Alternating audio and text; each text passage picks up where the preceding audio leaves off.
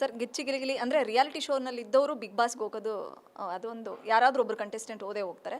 ಹುಲಿ ಕಾರ್ತಿಕ್ ಸರ್ ಜೊತೆಗೆ ಮಾನ್ಸ ಹೆಸರು ಕೂಡ ಕೇಳಿ ಬರ್ತಿದೆ. ತುಂಬ ಸೋಷಿಯಲ್ ಮೀಡಿಯಾದಲ್ಲಿ ಟ್ರೆಂಡಿಂಗ್ ಕೂಡ ಇದೆ ಮಾನ್ಸ ಹೋಗಬೇಕು ಅಂತ. ನೀವು ಹೋದಾಗ್ಲೇ ಸಂತು ಜಾಗದಲ್ಲಿ ಮಾನ್ಸ ಇರಬೇಕಾಗಿತ್ತು ಅಂತಲೇ ಮಾತಾಡ್ತಾ ಇದ್ರು. ಸೊ ಮಾನ್ಸ ಇನ್ ಕೇಸ್ ಕಾಲ್ ಬಂದರೆ ಹೇಗಿರುತ್ತೆ ರಿಯಾಕ್ಷನ್ಸು ನಿಮ್ಮದು? ಹೋಗ್ತೀರಾ ಹೇಗೆ, ಅಥವಾ ಸರ್ ಕಳಿಸ್ತಾರಾ ಹೇಗೆ ಅನ್ನೋದು? ಅವ್ರು ಕಳಿಸ್ತಾರೆ. ಅವ್ರು ಆಲ್ರೆಡಿ ಫಿಕ್ಸ್ ಆಗಿದ್ದಾರೆ. ಅಕಸ್ಮಾತ್ ಬಂದರೆ ನೀನು ಹೋಗಲೇಬೇಕು ಅಂತ. ಯಾಕಂದರೆ ನಾನು ತುಂಬ ಕಾಲು ಹೇಳ್ಬಿಟ್ಟಿದ್ದೀನಿ.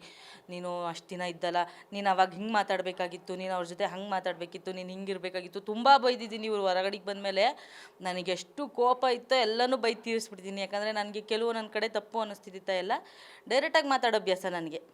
ನೀನು ತಪ್ಪಾಯ್ತಾ, ಹ್ಞೂ ಸರಿ ನಿನ್ನ ತಪ್ಪು, ನೀನು ಮಾಡ್ತಿರೋ ತಪ್ಪು, ನೀನು ಡೈರೆಕ್ಟಾಗಿ ಹೇಳ್ಬಿಡು. ಅದನ್ನು ಬಿಟ್ಟು ಅವ್ರ ಮುಂದೆ ಸುಮ್ಮನೆ ನಿಂತ್ಕೊಬಿಟ್ಟು ಆಮೇಲೆ ಹಿಂದೆ ಹೋಗ್ಬಿಟ್ಟು ಇಲ್ಲ ಅವ್ರು ಮಾಡಿದ್ದಲ್ಲಿ ತಪ್ಪಾಯ್ತಲ್ವಾ ಅಂತ ಇಲ್ಲಿ ಹಿಂದೆ ಮಾತಾಡೋದು ನನಗೆ ಇಷ್ಟ ಇಲ್ಲ.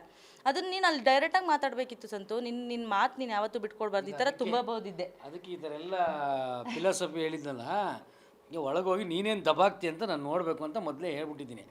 ಏನಾದರೂ ಆ ಥರ ಅವಕಾಶ ಬಂದರೆ ಯಾರಾದರೂ ಫೋನ್ಗಿನ್ ಮಾಡಿದ್ರೆ ಬಿಗ್ ಬಾಸಿಂದ ಮೊದಲೋಗಿ ನಾನೇ ತಳ್ಳು ಬಂದುಬಿಡ್ತೀನಿ ಮೇಡಮ್, ತಳ್ಳು ಬಂದುಬಿಡ್ತೀನಿ. ಯಾಕೆಂದರೆ ಅಲ್ಲಿ ಒಂದೊಂದು ದಿನ ಇರೋದು ತುಂಬ ಕ್ರಿಟಿಕಲ್ಲು, ಟಫು. ಯಾಕೆಂದರೆ ಅದು ಪ್ರತಿದಿನವೂ ಒಂದು ಸರ್ಕಸ್ ಇರುತ್ತೆ.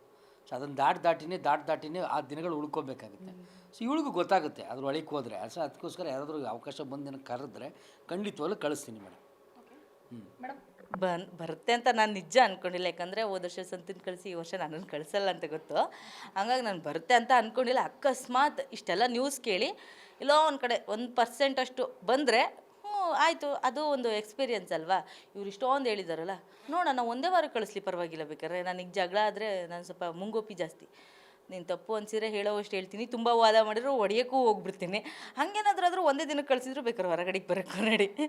ಅದೊಂದು ಎಕ್ಸ್ಪೀರಿಯನ್ಸ್, ನನಗೂ ಅನುಭವ ಆಗುತ್ತೆ ಅಂತ.